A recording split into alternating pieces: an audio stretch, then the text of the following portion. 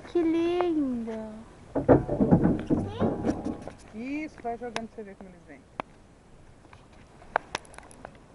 Olha isso. Pode jogar um pouquinho maior Olha aí, se Luiz. quiser. Vai experimentando. Eu sei. É, não experimentando pra comer, vai experimentando jogar um grande, um pequeno. Tem que explicar também, né? Tá certo. Gente, que coisa mais linda. Amor, posso morar aqui? Pode. Pode pôr minha escola pra vender. Vou comprar uma Não casa. tem graça. Olha, meu Deus, que lindo. Eles pegam dali.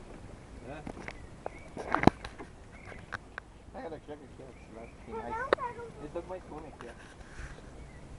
Aí eu derrubo a câmera Olha, do vai João. vir peixe de longe, né? Vou lá, sim.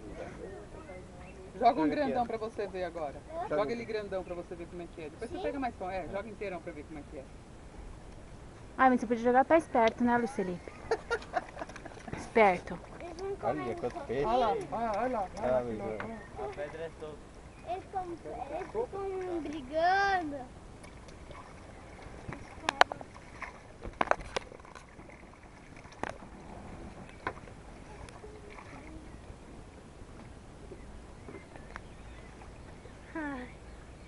É torrada? É, eles comem de qualquer jeito. Eles não ligam se tá torrado ou não. Se tá com manteiga, se tá sem manteiga. Eles não são que nem você que não come pão. Vai lá. Eles comem pão também, não. Vai lá, cara. Não tem Vai lá pra eles. como.